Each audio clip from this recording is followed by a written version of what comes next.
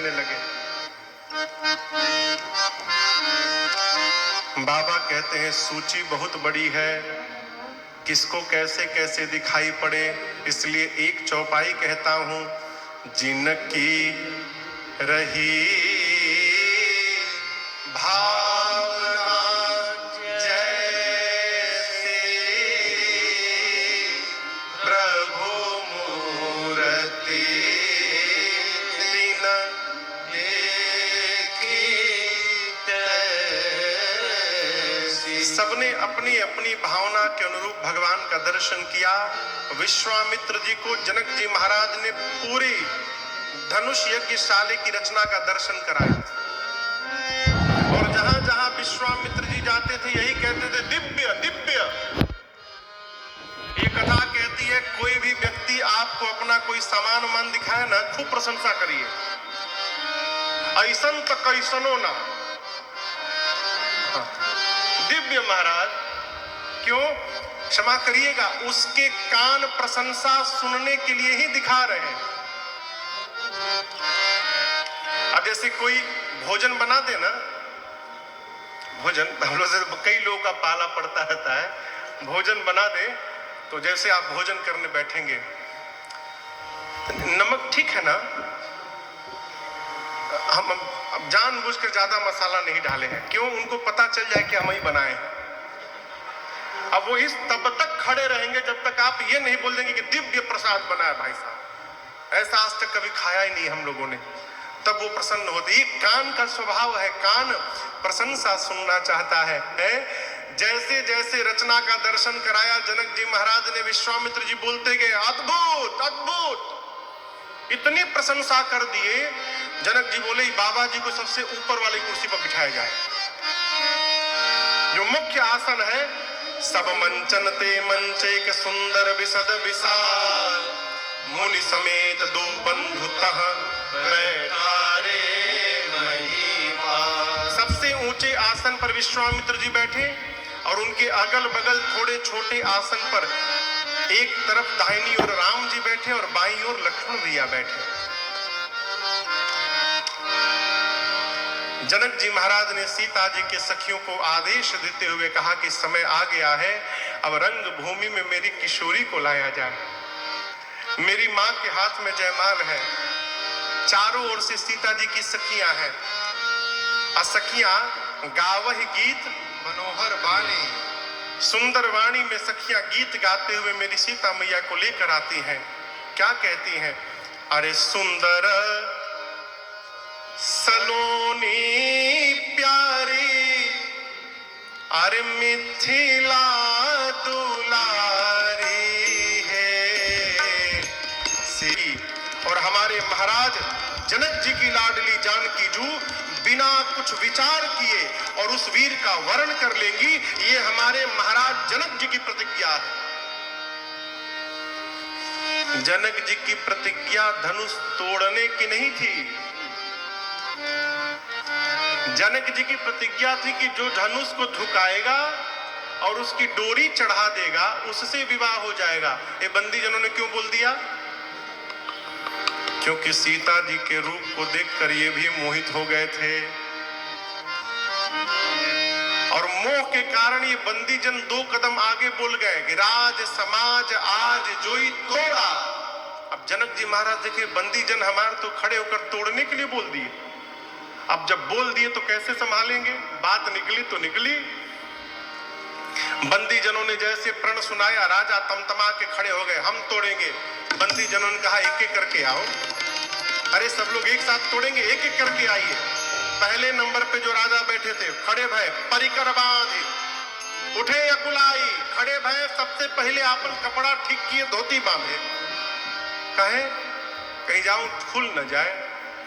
कपड़ा ठीक किए, मुकुट सम किए, तनिक व्यायाम किए और चलने से पहले अपने इष्ट देव को प्रणाम किए। प्रभु जा रहा हूं, कृपा करिएगा हमसे टूट जाए। अब जितने राजा वहां बाकी बैठे थे दूसरे, कम से कम यदि 10,000 भी मान लेते हैं तो 9,999 राजा हो गए। एक राजा जब अपने भगवान से कहता कि प्रभु हमसे टूट जाए ना, तो जो 9,999 बैठे थे वो अपने अपने भगवान से प्रभु बचा लीजिएगा, इससे न टूटने पावे। राजा खड़े होते, तमकी ताक तकिची बधनु धराई उठाई न भांति बल करई, जाकर करोड़ों प्रकार यत्न करते हैं, बैठकर, खड़े होकर, लेटकर, धनुष अपने स्थान से तिल मात्र नहीं खिसकता। जब धनुष नहीं खिसका तो राजा धनुष के हाथों अपनी कीर्ति वीरता गंवाकर चुपचाप सिर नीचे करके वापस जाने लगे। दूसरा राजा चला है, दूसरे नंबर का, मैं तोड़ूंगा, मैं तोड़ के दिखाऊंगा। तो जो राजा जा रहे थे, जाओ जाओ जाओ, जा उठाई वो तो बुझाई। एक एक करके राजा आते गए हो, तोड़ना तो दूर, किसी राजा ने धनुष को तिल मात्र खिसकाया भी नहीं।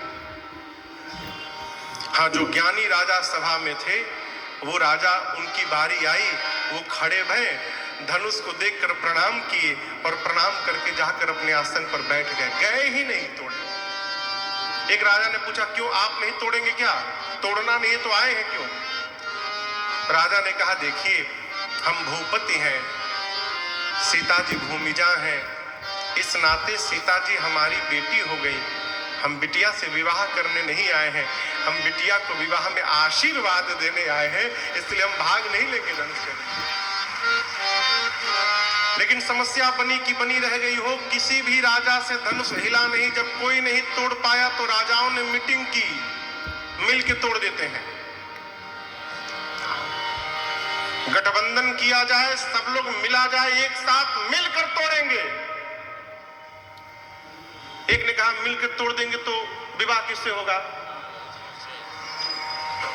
किससे विवाह होगा? एक राजा ने कहा पहले टूटने दो, पहले टूटने दो, उसके बाद निर्णय किया जाएगा। एक राजा ने कहा मिलकर तोड़ देते हैं और उसके बाद हम युद्ध कर लेंगे और जो विजयी हो जाएगा उसी से विवाह हो जाएगा। राजाओं ने कहा स्वीकार है। 10,000 राजा लग गए। कितने राजा? 10,000। एक व्यक्ति ने हमसे पूछा, महाराज धनुष कितना बड़ा था कि 10,000 राजा पकड़ लिए? आपके भी मन में प्रश्न होगा ना, है? वो बलून फोड़ने वाला धनुष नहीं था, बलून फोड़ते जिससे, वो साक्षात भगवान शंकर का पिनाक था, वो चैतन्य था वो धनुष। आपको एक उदाहरण देता हूं।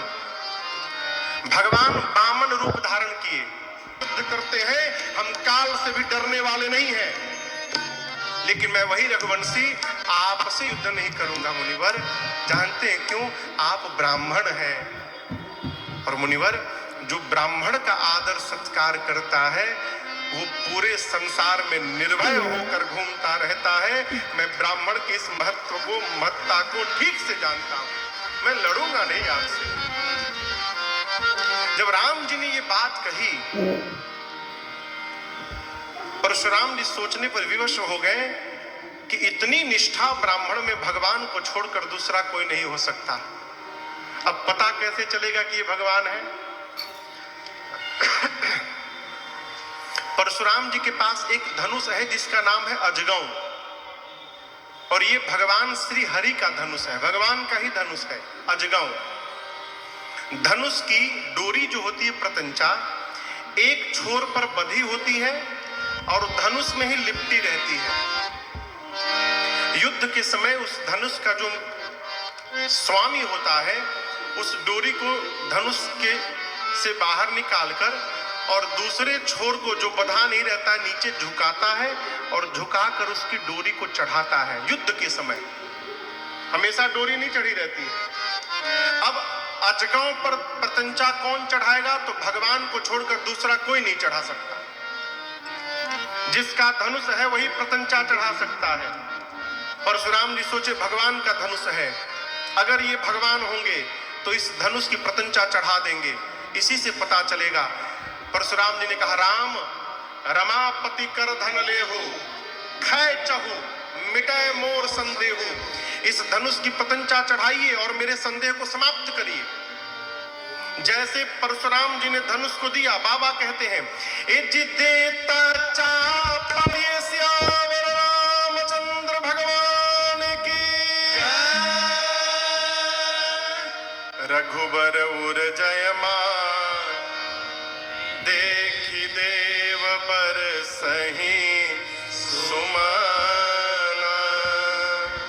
सकुचे सकल भुवार, जनु बिलो की रवि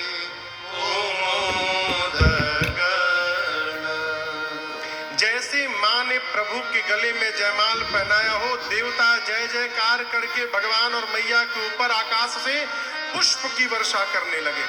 और केवल धरती पर नहीं, बाबा कहते हैं पुर अर व्योम पाजने पाजे पुर करने लगे। सखियां ने उछावरी करती हैं, दुल्हा सरकार दुल्हन महारानी की आरती उतारती हैं। अभी धनुष टूटा था, आनंद महोत्सव चल ही रहा था, तब तक परशुराम जी पहुंच गए। किसने तोड़ा? किसने तोड़ा?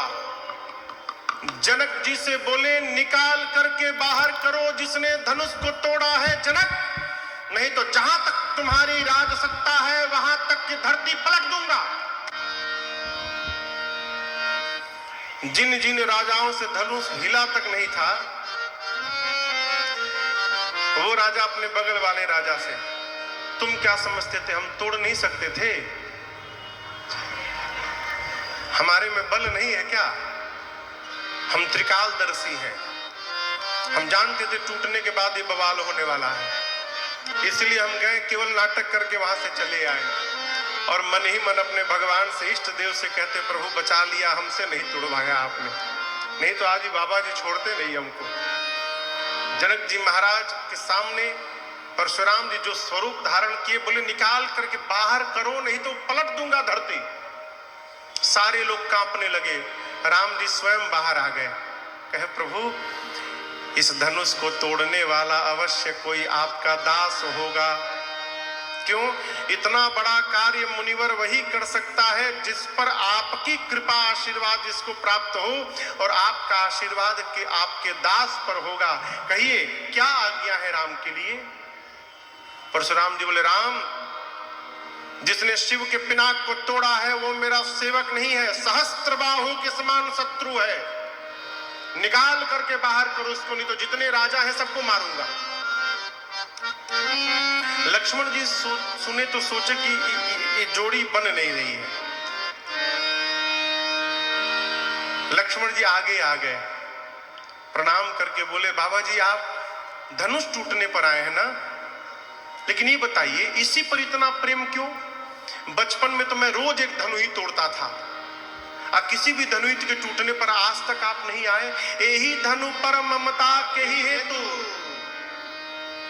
जैसे लक्ष्मण जी ने ये बात बोली, परशुराम जी को मानो क्रोध रूपी अग्नि में किसी ने घी डाल दिया। बोले रे नृपबालक, ऐ राजपुत्र तू नहीं बोल रहा है, तेरा काल तेरे मुख से बुलवा रहा है। शिव के पिनाक की तुलना तू धनु ही से करता है।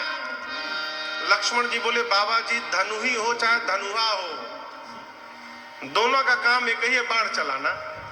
और आप कह रहे किसने तोड़ा? किसी ने तोड़ा नहीं, छुअत टूट रघुपति न दोष। भैया का दोष नहीं है, भैया ने केवल छुआ टूट गया।